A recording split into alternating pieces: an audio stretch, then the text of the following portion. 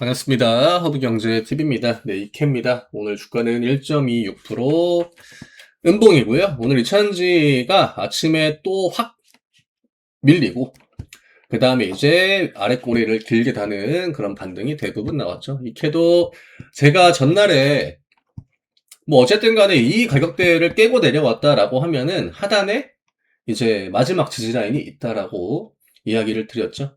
네, 그게 이제 53,000원과 54,000원. 여기만 막아주면 어쨌든 간에 주가는 이제는 좀 방어를 할 수 있겠다라는 기대가 그게 있다라고 이제 설명을 드렸고, 여기는 어쨌든 간에 시간 낭비를 하러 들어오는 가격대잖아요. 솔직하게 이야기 드리면은. 주가가 단기 추세를 그대로 살리면 여기에서 슈팅이 나왔겠지만, 아래 구간으로 파고 들어왔기 때문에 이건 뭐 어쩔 수 없죠. 개파락이 이전 자리에서 시작이 되게 되면은 바로 반등이 나오기도 힘들고 시장도 많이 밀렸고, 애초에 이번 시장을 미는 턴이 결국에는 또 이제 비투 물량, 신용 물량 이런 것들을 끼고 압박을 주기 때문에 그렇게 막 그 편하게 돌려주진 않아요. 장중에도 막 반등을 바로 팍 보여주고 이런 것들이 안 나오죠. 왜냐면 목적이 털어내는 게 목적이니까. 그러면 하락이야 뭐 이차전지뿐만이 아니라, 물론 이차전지가 좀 더 주도적인 역할을 했지만 하락이야 뭐 시장 전체적으로 대부분 다 비슷하게 나와줬던 거고, 이케의 오늘 관전 포인트는 하나다. 여기를 막아주는지 이 가격대를 이탈시키는지. 이 가격대를 이탈시키면은 그거는 굉장히 치명적이지만 어쨌든 간에 종가 기준으로 뭐 지켜냈고 아래꼬리도 나와줬고 지지라인 막아줬잖아요. 그 다음에 뭐 에코프로나 에코프로 BM도 어쨌든 포지션들을 지키려고 하는, 네. 우리가 매번 이렇게 같은 섹터에 있는 종목들을 보지 않습니까? LG엔솔도 이제 최하단, 진짜 여기는 깨면 안 된다라고 하는 가격대를 찍고 그 다음에 반등이 나와줬기 때문에 이차전지에 대한 우려감이 여기에서 더 커질까? 이렇게 보지는 않아요. 다만 아직까지는 노이즈가 조금 붙어 있죠. 그러면은 노이즈가 붙어 있다라고 하는 건 뭐 시장이야 오늘 뭐 반등을 보여주고 뭐 에코프로 BM도 장중에 이제 양전을 하지 않았습니까? 애초에 전기차에 대한 우려감이 이렇게 크게 들어올 만한 그 재료도 아니에요. 악재도 아니에요. 근데 시장이 워낙 또 안 좋고 심리가 무너진 상태에서 그 악재를 던지고 주가를 밀다 보니까 완전 그냥 요동치는 거죠. 이차전지의 투심이. 근데 그거를 누군가는 또 기회를 만들려고 할 거고, 또 외국인 기관들이 뭐 개인 투자자들을 털어내는 게 목적이다라고 하면 이차전지도 이번 하락 사이클이 굉장히 강하긴 했지만 저는 본질적으로 바뀌는 거는 그렇게 많이 없을 것 같아요. 물론 아쉽죠. 당연히 그 흐름이 굉장히 좋았다가 아래쪽으로 찍고 내려왔기 때문에 그런 부분은 아쉽습니다. 하지만 기관들의 매수가 다시 또 들어오죠. 금투투신 연기금. 그래서 지금 우리는 어쨌든 간에 얘네들을 보고 가는 겁니다. 이 연기금 애들. 지금 한 달 기준으로는 14,000주밖에 안 되지만 우리는 이 구간에서 연기금 애들이 뭘 어떻게 해왔는지, 얘를 어떻게 컨트롤 해왔는지, 그거를 보는 거잖아요. 그러니까 3년치 데이터를 가지고 지금 방향을 설정하고 보고 있는 건데, 이게 지금 단기간에 요 내려오는 조정 구간 하나, 그리고 앞에 그동안 주가 이 정도로 밀렸던 구간은 수도 없이 많았단 말이죠. 근데 그때마다 보여줬던 기관들의 그 데이터들을 우리는 알고 있습니다. 그걸 모르지 않잖아요. 개인 투자자들이 어떻게 반응을 했는지. 이런 단기 등락은 대부분 다 외국인들이 만들어 나갔던 거고, 사고 팔고 사고 팔고 사고 팔고. 외국인들은 어차피 크게 의미가 없단 말이죠. 근데 지금 이 가격대를 들어 올릴 때 외국인들은 어쨌든 간에 힘을 굉장히 많이 줬다라는 건 우리는 알고 있는 거고, 기관 같은 경우에는 뭐 어떤 하락 사이클이 나와도 그렇게까지 매도에 막 적극적으로 참여하지 않고 오히려 매수를 해가지고 본인들의 물량을 늘려나가는 그런 포지션을 워낙 오랜 시간 동안 보여줬기 때문에, 제가 이제 이케가 물론 이차전지의 영향을 받으면 단기적으로 피곤한 움직임들 이런 것들 자주 나오긴 해요. 그리고 이번 턴은 당연히 아쉽죠.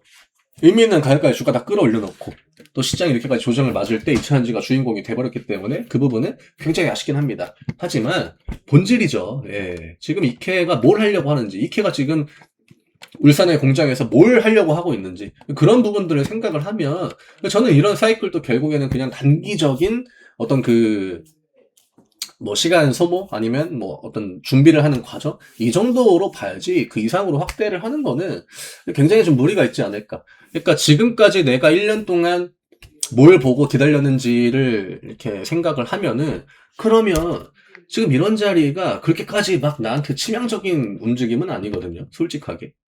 이거보다 더한 것도 겪었잖아요. 더 밑에 있는 가격에서 우리는 지금 올라와 있는 거잖아요. 어쨌든 주가는 중단입니다. 이게 지금 구간 보면 밑바닥까지 다 내려왔네 라고 보겠지만 이케 입장에서는 이 구간을 넘어가기 위해서 중단을 소화하고 있다라고 보면 굉장히 그냥 뻔한 포지션이기도 해요. 그리고 우리가 앞에 이 가격대를 보면요. 얘도 위에서 이런 조정을 주지 않습니까? 네. 비슷합니다. 낙폭도 비슷하고요.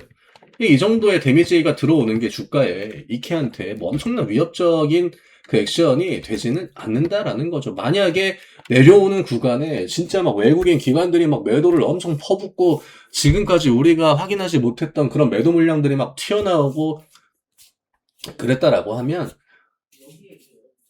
저도 뭐 드릴 이야기가 없겠죠. 그거는 제 관점도 완전하게 그냥 틀렸다라고 인정을 해야 되는 거고 뭐 물론 제 개인적인 관점이긴 하지만 근데 지금 너무 최근에 이 연달아 나온 하락에 우려감을 확대시켜 나가는 분들이 많은 것 같아가지고 우리가 그냥 좀 아쉬운 거는 시간을 좀 날렸다라는 겁니다.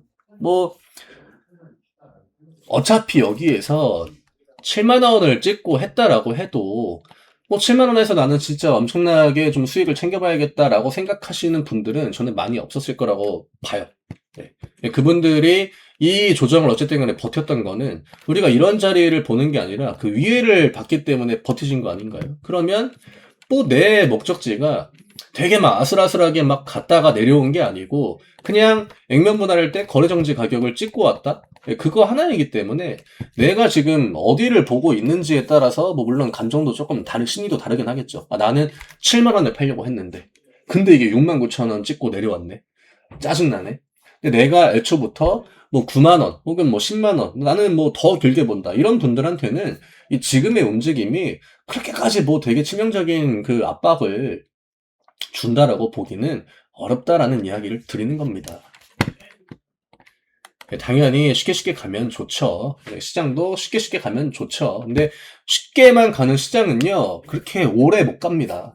이렇게 또 많이 흔들고, 하방 압력을 개인 투자자들한테 좀 심어주고, 공포도 던져주고, 그 이후에 랠리에서 또 이제 진짜 이제 움직임이 나와주는 거지, 여기에서 뭐 조금 뭐 잘 버티고 했다라고 해도 어차피 이차전지가 지루하면요, 그냥 여기에서 한 달 횡보가 나와도 그거는 그냥 내 기분 차이거든요. 여기에서 주가를 아래쪽으로 찍고 한 달 뒤에 주가가 뭐 6만 원 위로 올라온다라고 가정을 해요. 결과는 똑같아요. 근데 나는 이제 어제 오늘 하락이 되게 안 좋아 보이기 때문에 걱정이 늘어나고 더 안 좋아 보이는 거고. 네. 그냥 딱 그 차이? 여기서 그냥 횡보가 나오는 것과 그냥 일정 시간 동안 아래를 찍고 다시 올라와서 똑같은 시간에 주가가 똑같은 위치에 올라와 있는 것과 결과적으로는 똑같아요.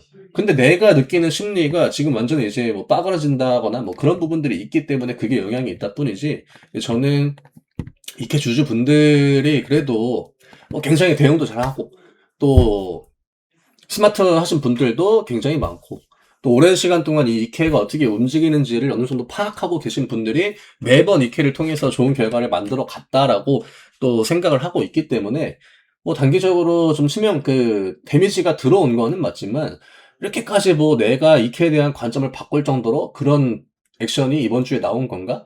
저는 거기까지 확장시켜 나가는 거는 좀 아니다라고 봅니다. 뭐 어쩔 수 없죠. 지수가 뭐 밀리기도 하고, 뭐 이차전지가 쓰잘데기 없는, 진짜 뭐 좀 억울한 그런 악재가 나와가지고, LG엔솔도 데미지를 많이 받은 거고, 뭐 그럴 때는 이케라고 해도 버틸 재간이 있겠습니까?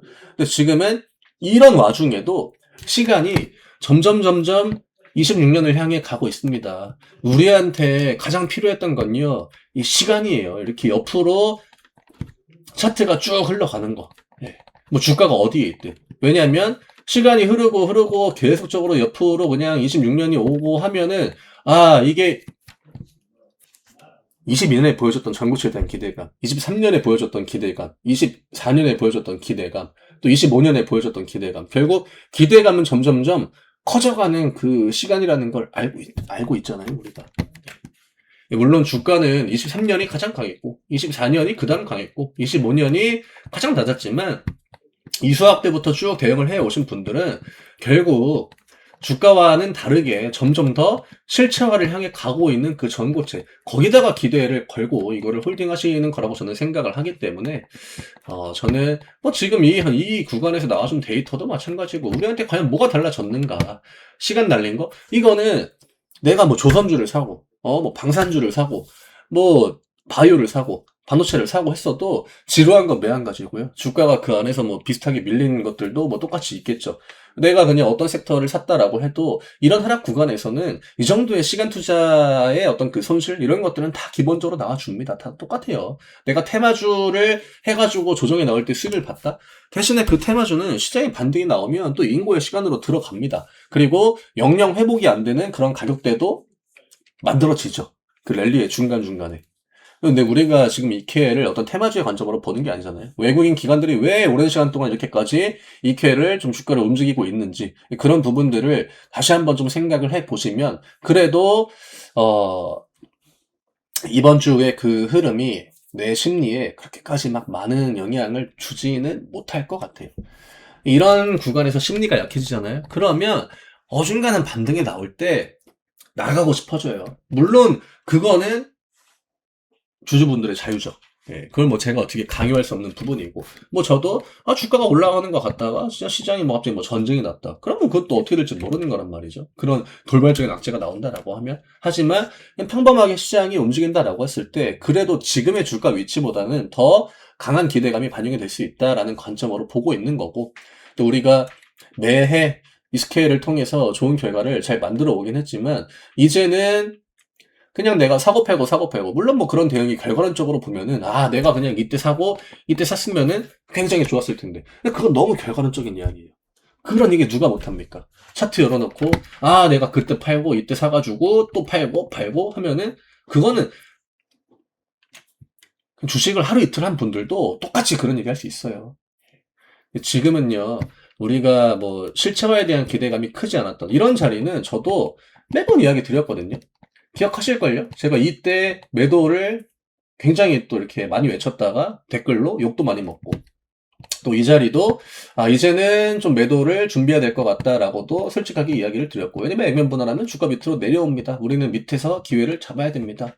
다음번에 올라올 때 이 가격까지는 올라오지 못했죠. 그게 이제 이번에 올라왔던 거.